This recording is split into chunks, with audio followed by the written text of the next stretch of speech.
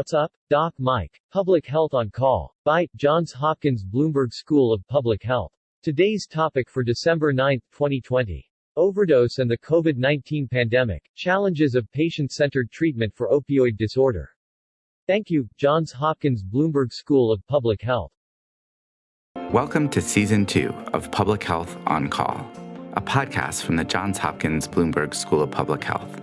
I'm Joshua Sharfstein, Vice Dean for Public Health Practice and Community Engagement, and a former Secretary of Maryland's Health Department. Our goal is to bring scientific evidence and experience to the public health news of the day through informative interviews with scientists, community leaders, policy experts, public health officials, clinicians, and more. If you have ideas or questions for us to cover, please email us at publichealthquestion@jhu.edu. That's publichealthquestion@jhu.edu for future podcast episodes. Today, as part of a periodic series on overdose and the pandemic, Dr. Brendan Saloner, a Bloomberg Associate Professor of American Health, speaks with Professor Chinazo Cunningham of Montefiore Medical Center. They discuss the challenges of providing patient-centered treatment for opioid use disorder in the midst of the COVID-19 pandemic. Let's listen. We're joined today by Dr. Chinazo Cunningham. Dr. Cunningham is a professor of medicine at the Albert Einstein College of Medicine and the associate chief in the Division of General Internal Medicine at Montefiore Medical Center. She works at the forefront of providing care, developing programs, and conducting research focused on marginalized populations, including people who use drugs with or at risk for HIV infection. So Dr. Cunningham, welcome. Thank you so much. You're both a prolific researcher and a practicing doctor of addiction medicine. Can you tell us about the population that you treat for substance use disorders at Montefiore? Sure. So I am a primary care physician, and I work in a federally qualified health center in the South Bronx. I've been there for 22 years, and I treat people really from the surrounding community, and that community has really been devastated by addiction for decades. And so most of my patients are poor. Most of them are Black or Hispanic, and most of them have opioid use disorder, with also a substantial proportion also with cocaine use disorder. So we sometimes talk about low barrier treatment. What are some of the ways that your practice makes treatment easier to access for these people? Yeah, so since we initially developed our buprenorphine treatment program, we certainly did that with an eye towards trying to really improve access to care for people. And so the way in which we've structured care definitely addresses that. So for example, we have a buprenorphine coordinator who is either a pharmacist or a nurse, like a nurse care manager, who is a point person, so that people sort of don't bounce around the system trying to figure out who is a buprenorphine prescriber. So they go to one person. It's a central process. And that person, it really has availability often within the same day to reach out to the patient, talk to them about what treatment would be like, make sure that they have, some of the most basic things that would make them eligible for treatment, such like insurance. I mean, we take most insurance plans, nearly all of them, except for maybe like one.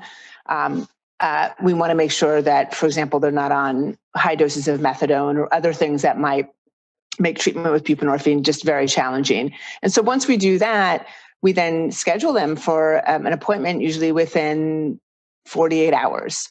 And so, and that's a very different process than what it looks like for sort of other people who are seeking treatment for the first time in our clinic, who are just seeking it for primary care. And so the waits for other people might be in the range from 2 weeks to 6 weeks in order to get a primary care appointment, whereas for people who have opioid use disorder, that would happen in like 2 days. So that's a huge difference. And again, we've really worked with our leadership in our clinic, and we really developed the program with an eye towards being able to get people access to care when they need it. Why is it so important that people not wait 2 weeks or 4 weeks, to get into treatment? But we want to, take advantage of the time when people are ready and interested in treatment. We want to grab them, right, during that time. We've definitely seen that if we wait and we have a lot of barriers that people have to overcome, then they can lose interest. And that's the time when they certainly could be at risk for opioid overdose deaths. So as soon as they, make themselves interested, we really want to jump on that opportunity and link them to care. Great. And you were talking just a moment ago about buprenorphine. Buprenorphine, of course, is one of the 3 FDA-approved medications to treat opioid addiction. And I wonder if you could just say a little bit about why getting medications is so important for patients who have opioid use disorder.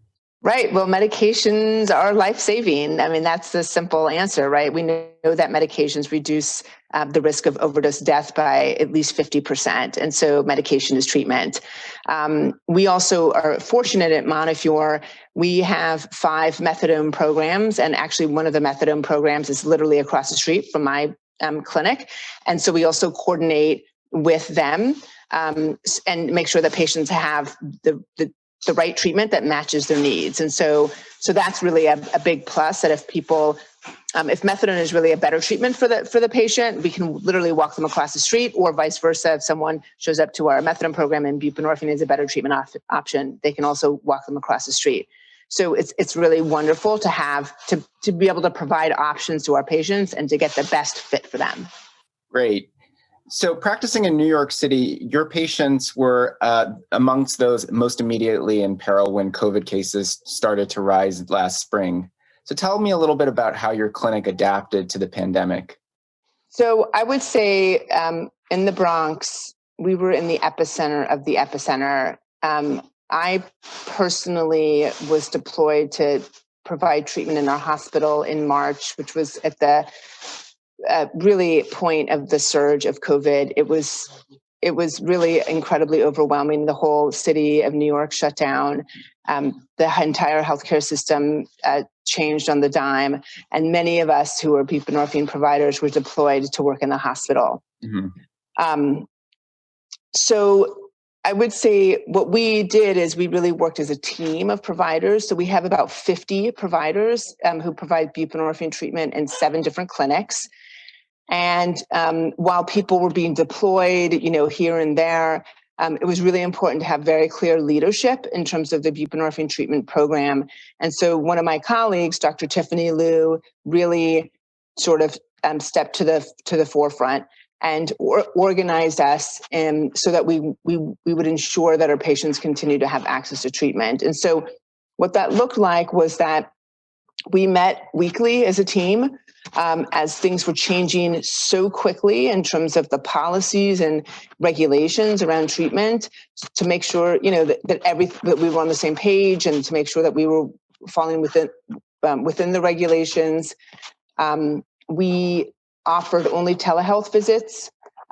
We provided buprenorphine prescriptions for a much longer period of time. So we gave people 30 days worth easily. And for many patients, we gave them refills.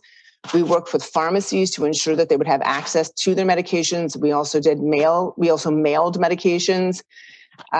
We mailed naloxone kits to patients, or worked again with pharmacies to have the naloxone kits available when they picked it up. We stopped doing urine drug testing. So we really totally changed the way that we provided treatment. And what's interesting is when we've looked at our sort of preliminary evaluation, and we found that the linkage to care rate during COVID was actually higher than than pre-COVID. And so of those people who sought buprenorphine treatment, 2/3 of them ended up being linked to treatment, as compared to 50% of people pre-COVID. So that's an interesting finding, and I think a lot of that has to do with how we changed and how the requirements for treatment really sort of changed.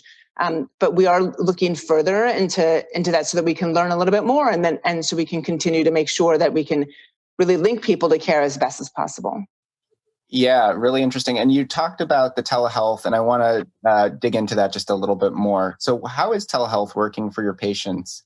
And what have you learned about, how to make it accessible to people who may not have been on online platforms before the pandemic? Right. So that's definitely challenging. So we take care of patients who are homeless and who have changing phone numbers if they have phones, and certainly most of them don't have internet access or data. And that's been really challenging. I mean, I don't have the answer. I mean, for a lot of our patients, when we talk about telehealth visits, the healthcare system encourages us to do video visits, which require internet access and data. Right. And so for a lot of our patients, that's not possible, and we don't care. We will do a phone visit. I've had patients actually seek me out in the park while I'm walking to work because they don't have a phone and they know my schedule. And I have done visits in the park and then provided medications afterwards. So any way we can work around it, we have tried to do that. It still is a challenge, and there's certainly a divide when it comes to technology. Yeah. But we will do anything we can. Yeah. And now to zoom out a little bit, I mean, one of the troubling things we're seeing nationally is a sharp increase in overdose deaths during the pandemic. What do you think is going on, and what do you think we still need to understand about what's going on? Yeah, so I don't know that we know what's going on. I think there's still a lot that we need to learn about how opioid use disorder and other substance use disorders, how they've sort of evolved during this pandemic. My sense is probably that treatment was limited, and so that certainly may have affected people's ability to access their medication. And if they couldn't access their medication, they would go into opioid withdrawal. Then they would, use whatever opioid they could get their hands on, which could contain fentanyl. Mm-hmm. That's one big way. I think people probably also lost some of their tolerance just because the market's probably shifted and their access to drugs probably changed. And if they had a decrease in their tolerance, then they would be at risk for overdose if they use the same amount that they would normally use. That's another reason. And then I think a third reason is certainly with social distancing, people are more likely to be alone. And if they're using alone and they overdose and there's nobody there to, help, reverse their overdose. So, I think those are all definitely possibilities. I don't know that we know, what the cause is, but certainly it's important to find out because the pandemic's not over, and it's not even anywhere close to being over. And, there will be more pandemics in our lifetime. So I think we do need to learn from this and figure out how to try and prevent overdose deaths as much as possible. One final question. With the incoming Biden administration, what do you see as the most urgently needed changes in federal policy to treat addiction and prevent overdose? Oh, we need, I have a wish list. We need to change policies around widespread to make sure that opioid use disorder treatment is woven into mainstream healthcare. We cannot have our treatment system segregated as it has been for decades. And so how do we get hospitals, healthcare providers to provide treatment? We have to incentivize them or penalize them if they don't. And so, incentives that we use across the whole healthcare system for other conditions like heart failure and certain infections. We know how to do that. We just need to insert opioid use disorder or substance use disorders into that as well. And so once systems are incentivized to provide treatment, they will do it in 10 minutes.